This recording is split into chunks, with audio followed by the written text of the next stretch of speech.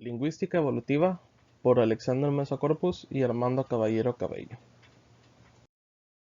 Comencemos por ver qué es la lingüística. Como sabemos, la lingüística es el estudio del origen, la evolución y la estructura del lenguaje. Es la ciencia que estudia el lenguaje humano y las lenguas, a fin de deducir las leyes que rigen a la lengua. La lingüística es una rama de la ciencia que estudia las estructuras fundamentales del lenguaje humano, sus variaciones a través de todas las familias de lenguas y las condiciones que hacen posible la comprensión y comunicación por medio de la lengua natural.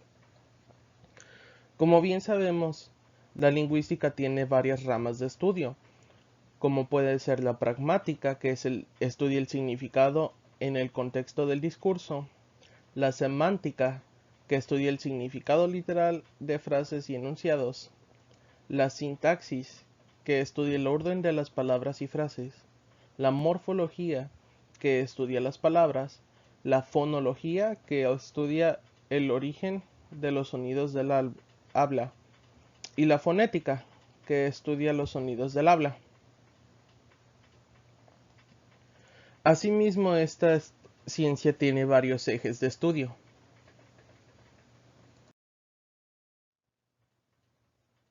Esta ciencia tiene varios enfoques de estudio. Sin embargo, vamos a tratar principalmente el enfoque evolutivo, tomando en cuenta principalmente la información que nos presta Ferdinand de Saussure.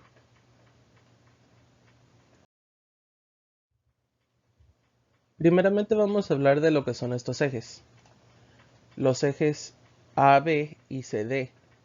El eje AB se conoce como el eje de simultaneidades y el CD se conoce como el eje de sucesiones. Asimismo, estos ejes se conocen como el eje estático y el eje evolutivo. En el eje AB están todas las cosas existentes en un plano horizontal y en el eje CD se estudian todos los cambios individuales que han habido a lo largo de la lingüística. Sin embargo, estos cambios individuales solo se estudian en el punto de intersección de CD con AB. Ferdinand decía que la lingüística tenía la tarea de generar normas.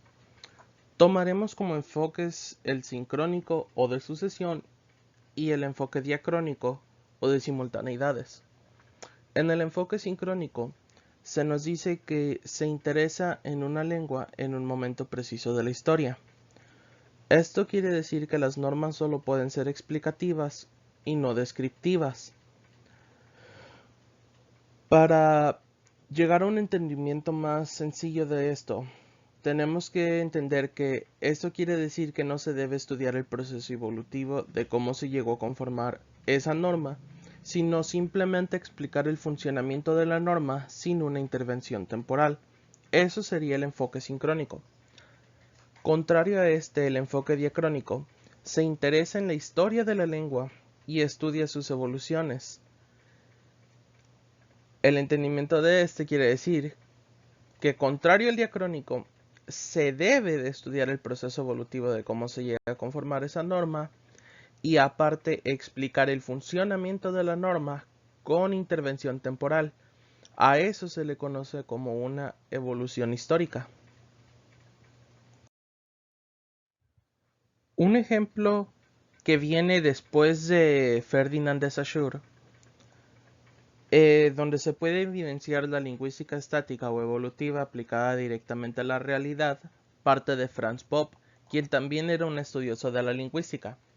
Él propone hacer una comparación de las lenguas indoeuropeas, que son el latín, griego, sánscrito y persa, comparando las gramáticas y estudiando sus estructuras sintácticas, morfológicas y fonéticas.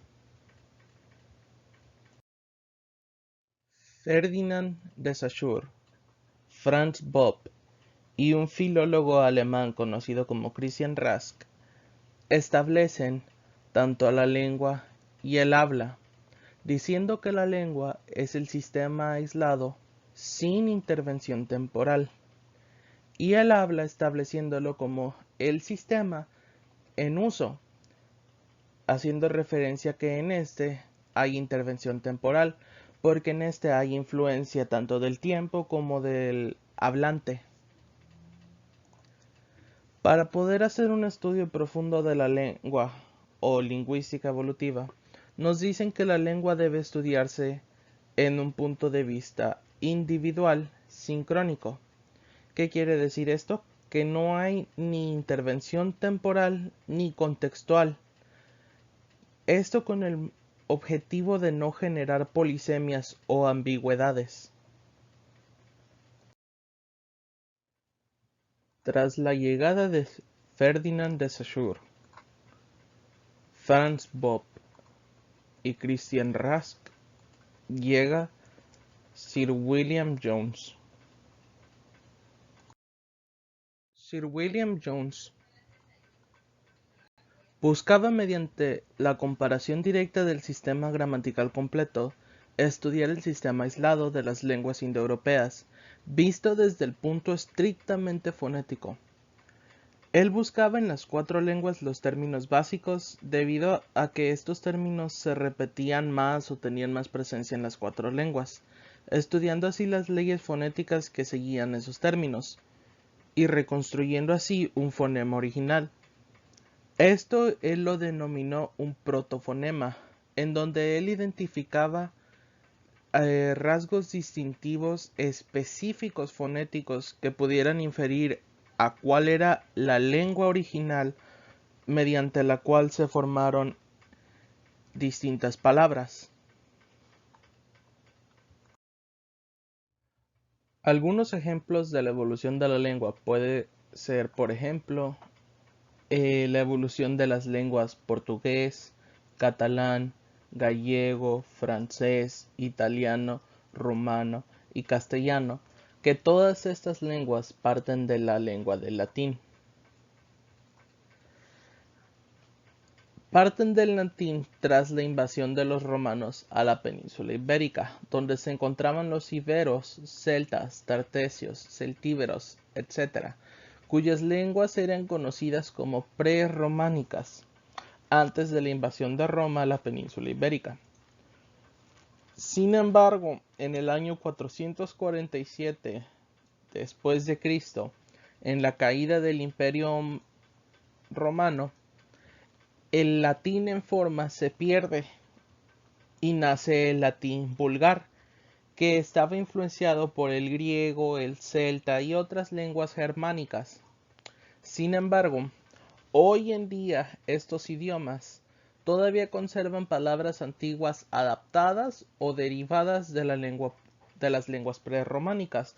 Asimismo, todavía tienen algunas de las resonancias fonéticas que tenían antiguamente. Otro de los ejemplos de la evolución de las lenguas puede ser el inglés, el cual originalmente se le conoce como el proto-indoeuropeo.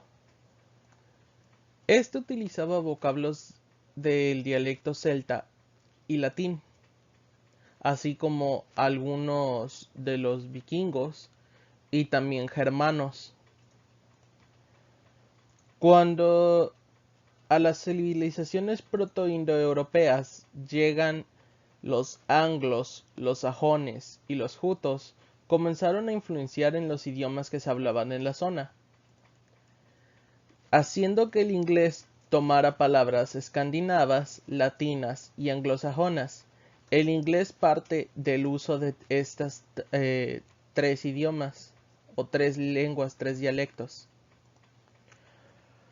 En el siglo XVI, de Gran Bretaña parte a conquistar diferentes lugares, expandiendo así el inglés a todos estos lugares que tienen flechita.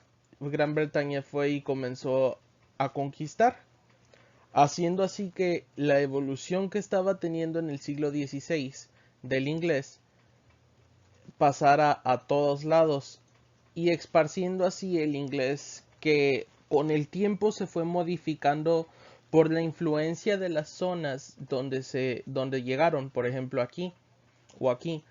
Los idiomas que se hablaban en estas regiones comenzaron a influenciar en el inglés, lo que llevaron a el inglés como lo conocemos hoy en día. La lingüística evolutiva, como resumen, estudia dos ejes, el de simultaneidades y el de sucesiones. El de simultaneidades existe, no existe, estudia las cosas existentes, y el de sucesiones los cambios individuales. Asimismo, estos se conocen como el de sucesión o sincrónico, que se interesa en un momento preciso de la historia y no tiene intervenciones temporales.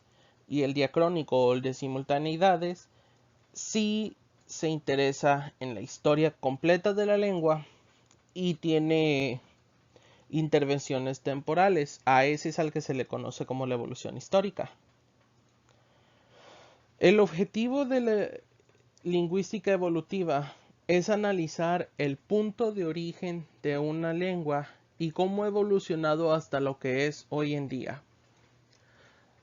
Una vez finalizado este resumen, sería todo de nuestra parte.